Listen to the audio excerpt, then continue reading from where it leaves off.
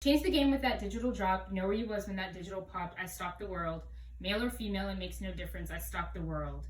Is what Beyonce said on the song Feeling Myself by Nicki Minaj featuring Beyonce. And that she did. Beyonce literally changed the game by dropping her album on a Friday when Tuesdays were regarded as the official album release date for the past 25 years. She dropped her self-titled album, Beyonce, along with 17 music videos a little shortly after midnight on a Friday on December 13th, 2013, with no promotion, no warning, no marketing, anything. It became the fastest selling album at the time on iTunes, selling over 828,733 copies in just 3 days, and it was the number one album in 104 countries. My credibility and my interest and experience with this topic and why you should listen to me. Well, I've been a member of the Beehive, is what Beyonce's fan base is called, since August 24th, 2014, after I saw her MTV Video Music Awards performance. She was someone that I admired from afar. I listened to her music from now and then. I thought, she was great and everything. But it wasn't until after I watched her perform a 15-minute medley of every single song on her self-titled album while dancing. She was singing while dancing with perfect breath control, and I was like, that's when I knew she had hooked me in, and that's when I became obsessed. That, and I also keep tabs on her through social media. Audience relevance. Why should your audience care about this topic? Well, because Beyonce is not, if not one of the greatest artists, entertainers, performers of all time. She has raised the bar so high when it comes to her craft, whether it's singing, dancing, or the theatrics that come with her shows. She's been in the game for over 20 years, and her relevance has yet to fade. A blogger named Ann Liskowitz even says, she has raised the bar of pop music so high that her musical contemporaries can only crane their necks and gawk open-mouthed at her towering talent. Now, it all began when she was a child. Beyonce Giselle Knowles Carter was born on September 4th, 1981 in Houston, Texas to Matthew Knowles and Tina Knowles. She is the oldest of two. She has a younger sister named Solange who also makes music. Beyonce began performing when she was 7 years old at local dance and singing competitions in her state. She was beating and competing people who were literally twice her age. When she was 9, her and her childhood friend Kelly Rowland and a girl they met at auditions named Lativia Robertson joined a girl group called Girls Time with 3 other girls. Girls Time landed a spot on a talent show called Star Search, which was a talent show that was broadcasted on TV, but they lost the competition. In 1995, her father, who was managing the group, cut the group down to 4 members. In 1996, they went through another rebrand and in 1996, the girls began recording their debut album for Columbia Records and went through another rebrand and emerged as what we all know them to be as Destiny's Child. In 1998, once again, the girls went through some lineup changes and went from 4 girls down to 3, and it was left with Beyonce, Kelly, and a girl named Michelle. They released their first and self-titled album called Destiny's Child, and that same year, they gained their first #1 hit called No No No. In 1999, they released their second album, The Writings on the Wall, which spawned them 2 #1 hits, which were Say My Name and Jumpin' Jumpin'. The girls sold 60 million records worldwide and won 2 Grammys. They officially disbanded in 2005 to pursue solo careers, but 2 years before that, Beyonce dropped her first solo album, Dangerously in Love. With Dangerously in Love, she gained 5 #1 hits from that album and also won 5 Grammys. She released her second studio album, B-Day, on September 4th, 2006 on her 25th birthday, and she recorded and wrote the album in just 2 weeks while she was on vacation. Once again, the album went #1 on Billboard, which was her second time to do that solo, and it sold over 500,000 copies in just its first week.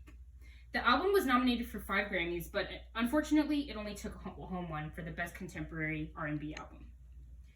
In 2008, she released her third album, I Am Sasha Fierce, which introducing us to her alter ego, which she called Sasha Fierce.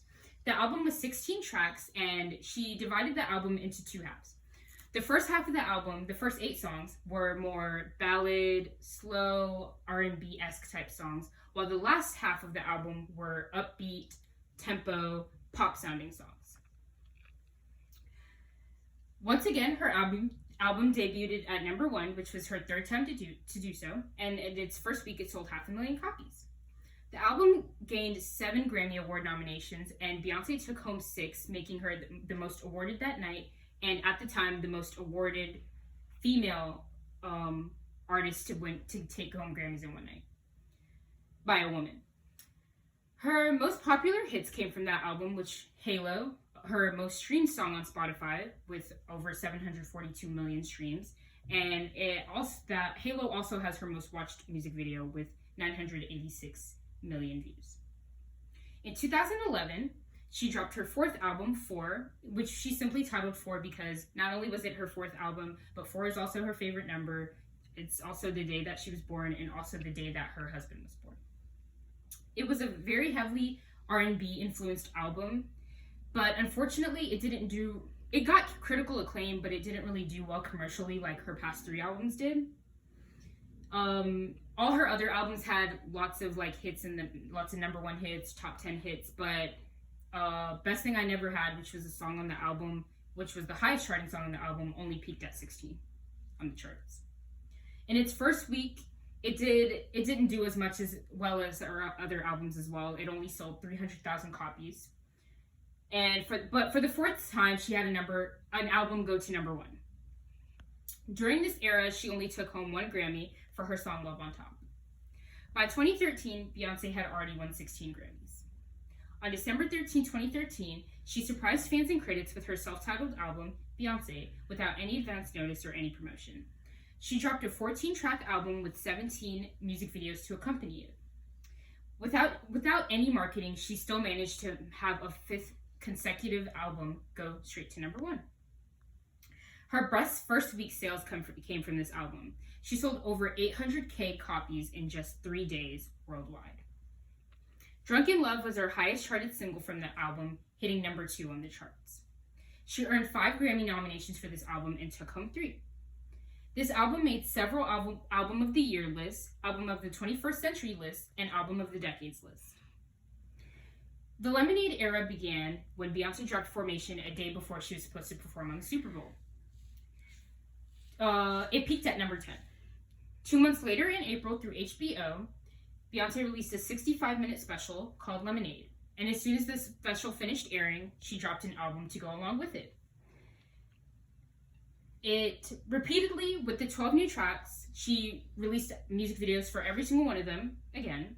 And the album was actually a Tidal exclusive. Tidal is a streaming service similarly to Spotify and Pandora, but Tidal is owned by Jay-Z and a few other people. And so she dropped the album on there and it stayed there exclusively up until April of 2019. But despite it being exclusive, but it was also available on iTunes, the album still managed to secure Beyonce's 6th consecutive number 1 album list, making her the only artist in history to have all 6 of her albums go straight to number 1.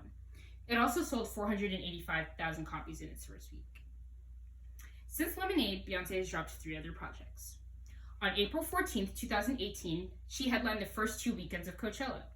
She performed in front of over 125,000 people, with the performance being the most watched live performance on YouTube of all time, the most watched Coachella performance of all time, and the most tweeted about performance of all time, the most tweeted about Coachella performance of all time, and the most Google search performance of all time.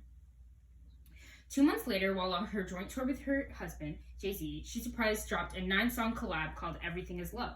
And to go along with it, she surprise dropped a music video for the song Ape Shit on it.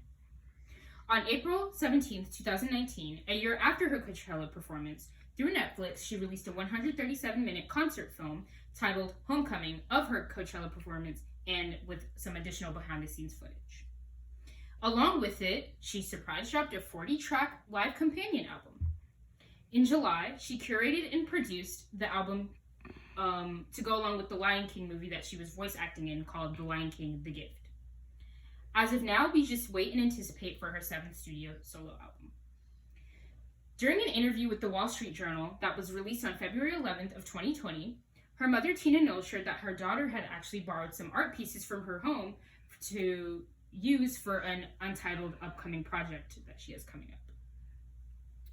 With 6 number 1 albums, the most nominated woman in Grammy history, the most nominated, with 70 nominations under her belt, the most MTV VMA wins in history with 28 wins, the most Soul Train Award wins, and the most BET Award wins, and has one of the highest grossing tours of the last decade, being the first Black woman to headline Coachella, the most decorated living artist, and the most decorated female artist of all time with over 672 awards in total, you can see that Beyonce is truly, arguably, one of the greatest entertainers of all time.